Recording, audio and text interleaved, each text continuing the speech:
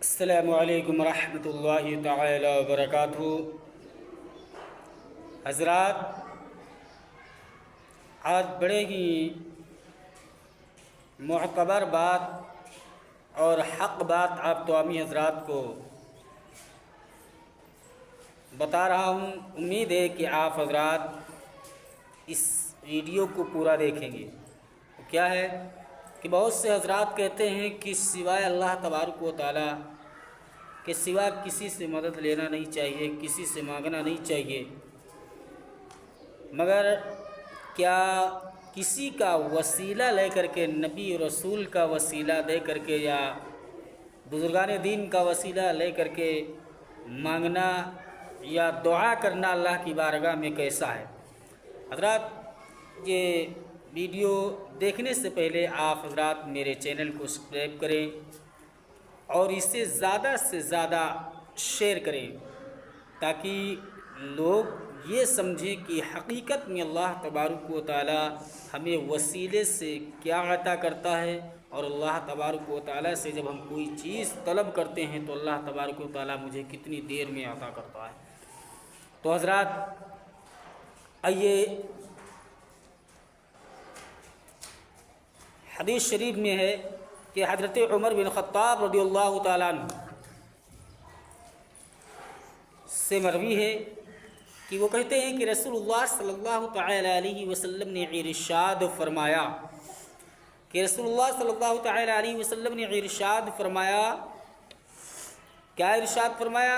جب آدم علیہ السلام نے خطا کے بعد، یعنی آدم علیہ السلام سے جب غلطی ہوئی اور خطا ہو گئی تو اللہ تبارک و تعالیٰ ان سے ناراض ہو گیا اور جنت سے نکال دیا۔ حضرت آدم علیہ السلام کو جنت سے نکال دیا، ماں حوا کو دوسری جگہ اتارا اور حضرت آدم علیہ السلام کو دوسری جگہ اتار دیا، یعنی دونوں لوگوں کو الگ کر دیا اور جنت سے نکال دیا۔ اب یہ بے قرار ہو گئے، ان کی قراری بے قراری میں بدل گئی۔ اب یہ رونا چلانا شروع کیے اور اللہ کی بارگاہ میں دعا کرتے رہے مگر دعا قبول نہیں ہوئی۔ یعنی کہ اس لیے کہتے ہیں کہ حضرت آدم علیہ السلام نے خطا کے بعد یہ عرض کیا، اے میرے رب، یعنی بہت دعا مانگی، بہت روئے چلائے۔ اس کے بعد میں خیال آیا تو انہوں نے کیا عرض کیا اللہ کی بارگاہ میں کہ اے میرے رب، میں تجھے وسیلہ محمد رسول اللہ صلی اللہ تعالی علیہ وسلم کا سوال کرتا ہوں کہ میری مغفرت فرما۔ حضرت آدم علیہ السلام محمد رسول اللہ صلی اللہ تعالی علیہ وسلم یعنی میرے نبی کا وسیلہ لے کر کے اللہ کی بارگاہ میں دعا کرتے ہیں کہ اللہ تبارک و تعالی میری مغفرت فرما، میری خطاؤں کو معاف فرما۔ اللہ تبارک و تعالی عالم غیب سے آواز آتی، اللہ تبارک و تعالی ارشاد فرماتا ہے کہ اے آدم، تو نے محمد کو کیسے پہچانا؟ یعنی محمد رسول اللہ کو کیسے پہچانا؟ تو حضرت آدم علیہ السلام نے عرض کیا، کیا عرض کیا؟ یعنی کہ میں نے انہیں، یعنی کہ اللہ تبارک و تعالیٰ نے ارشاد فرمایا کہ اے آدم، تو نے محمد کو کیسے پہچانا؟ میں نے انہیں بھی پیدا نہیں کیا ہے، مگر تو نے پہچانا کیسے؟ حضرت آدم علیہ السلام عرض کرتے ہیں، اے رب، جب تو نے مجھے پیدا کیا اور میرے اندر اپنی طرف سے روح جلوہ گر کی، یعنی روح میرے جسم کے اندر ڈالا، اور جب میں کھڑا ہوا تو کیا دیکھا کہ عرش کے پاؤں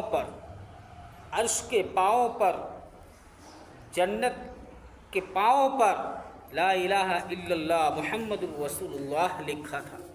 اللہ تبارک و تعالیٰ، میں نے جان لیا، میں نے سمجھ لیا کہ اپنے محبوب مخلوق کا نام ملا ہے، یعنی کہ ملایا ہے اپنے، تو اللہ تبارک و تعالیٰ نے فرمایا ملایا ہے، تو اس لیے میں نے سوچا کہ لاؤ اسی محمد رسول اللہ کا وسیلہ دے کر کے میں دعا مانگوں، ہو سکتا اللہ تبارک و تعالیٰ میری دعاؤں کو قبول فرما لے، میری خطاؤں کو معاف فرما دے۔ تو حضرات اللہ تبارک و تعالیٰ نے ارشاد فرمایا اے آدم تو نے سچ کہا، وہ میرے نزدیک ایک تمام مخلوقات میں سے سب سے زیادہ محبوب ہے۔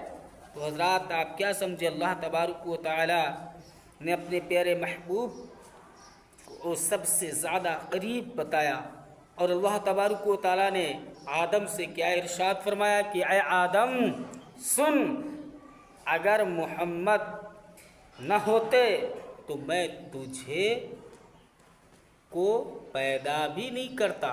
اللہ تبارک و تعالیٰ نے ارشاد فرمایا کہ اے آدم اگر میرا محبوب محمد نہیں ہوتا تو میں تجھے پیدا بھی نہیں کرتا۔